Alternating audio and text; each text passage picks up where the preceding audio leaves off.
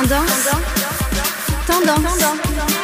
Mode, beauté, fitness, make-up, nouveauté, cosmétique, curiosité, interview. Bonjour, aujourd'hui dans Tendance, on parle de colocation et de covoiturage. Ce phénomène est en plein boom. Crise oblige, salaire au plancher et flambée immobilière. Et il ne touche pas du tout que les étudiants. Pour parler de ce phénomène, j'ai invité Jessica Lévy, qui est une jeune spécialiste de la question. Bonjour Jessica. Bonjour. Jessica, dis-nous un peu quelles sont les situations qu'on rencontre le plus souvent. Alors en fait sur le site Covoiturage, qui est donc dédié aux familles monoparentales, on trouve plusieurs situations puisque les familles monoparentales peuvent cohabiter soit avec d'autres parents solos et leurs enfants, soit avec des personnes seules, ce qui fait que de nombreuses situations se présentent. Par exemple, on va avoir des mères seules suite à un divorce, des papas également, puisqu'il faut savoir que ça représente quand même 15% des familles monoparentales sont des hommes. L'image parfois de la femme seule, il n'y a pas que ça. On trouve également des situations de monoparentalité issues du veuvage et également tout simplement des personnes seules comme des étudiants, des jeunes actifs, des retraités, des seniors qui se tournent vers ce mode de cohabitation. Donc séparation, divorce, monoparentalité, licenciement, mutation, veuvage, vraiment beaucoup de situations. J'en déduis que la première motivation est financière. Tout à fait. Alors, bien qu'il n'y ait pas que ça, effectivement, la première motivation était évidemment financière, puisque il faut savoir tout de même qu'un tiers des familles monoparentales aujourd'hui vit sous le seuil de pauvreté en France. Donc ça fait froid dans le dos. Ouais. C'est quand même un chiffre qui parle tout seul. Et qui dit difficulté financière dit forcément difficulté pour trouver un logement décent. Le calcul est vite fait, puisque aujourd'hui on nous demande de couvrir 3 fois le loyer, le montant du loyer. Et en ayant des enfants à charge et un seul salaire, c'est évidemment très compliqué. Et oui, donc à plusieurs personnes, on mutualise les coûts. Exactement. Et on peut avoir aussi un plus grand espace. Voilà, l'idée c'est de mutualiser les frais, de partager un logement plus grand, plus spacieux, plus confortable. Donc au début, un système D, mais qui devient aussi un peu de la solidarité. Exactement. Et il y a aussi des raisons psychologiques peut-être ? C'est ça, c'est que ça rejoint ce que vous disiez, c'est ce côté où on va aussi lutter contre le risque d'isolement social qui touche beaucoup ces familles. Puisque c'est vrai que combiner un emploi à temps plein et élever seul un ou plusieurs enfants, c'est sûr que c'est assez compliqué d'avoir à côté de ça des activités, une vie sociale équilibrée. Donc ça permet de lutter contre la solitude. Oui. Et aussi, j'ai remarqué qu'il y avait de l'échange de services. Tout à fait. Alors en fait, on peut imaginer beaucoup de scénarios, c'est-à-dire que les familles, quand elles proposent de covoiturer, puisqu'on parle de covoiturage, s'échangent souvent des services.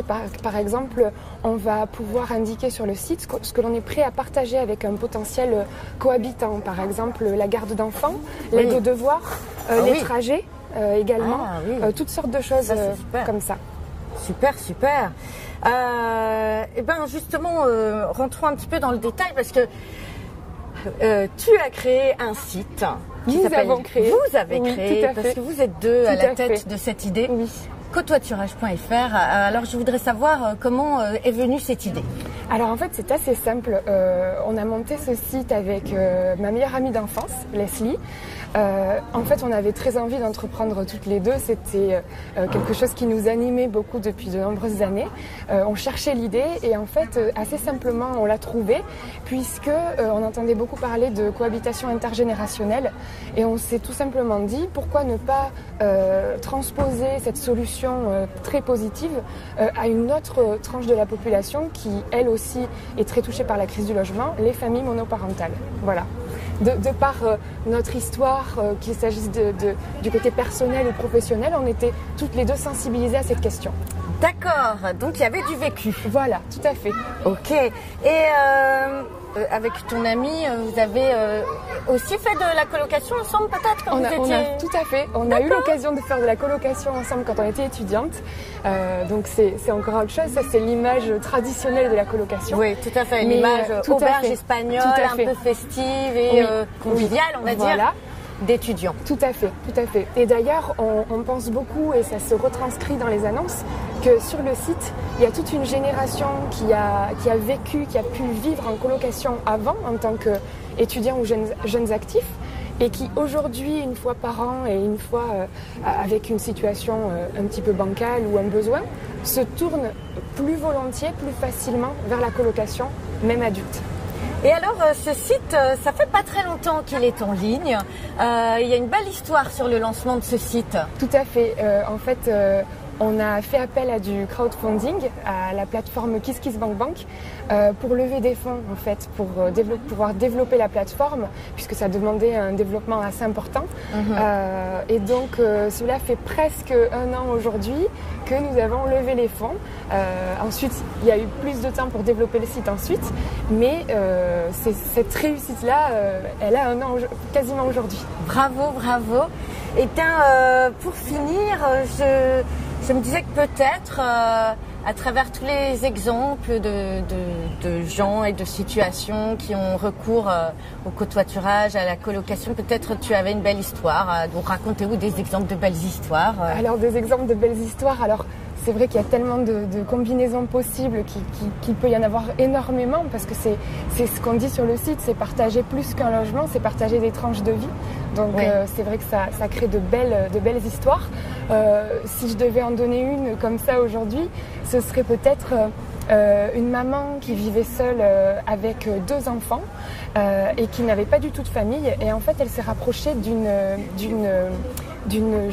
femme, une jeune retraitée, on va dire. Ouais. Le phénomène très courant du nid sans les enfants. C'est-à-dire que c'est une dame qui s'est retrouvée seule dans sa grande maison.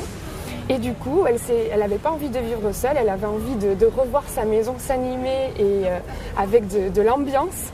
Et du coup, elle a ouvert sa maison à une famille, et je pense que c'est comme recréer une cellule familiale alternative en fait. C'est super, voilà. Très jolie histoire. Merci Jessica. Je vous en prie, merci. Et donc allez voir cotoiturage.fr, ça peut peut-être vous rendre service. Tendance.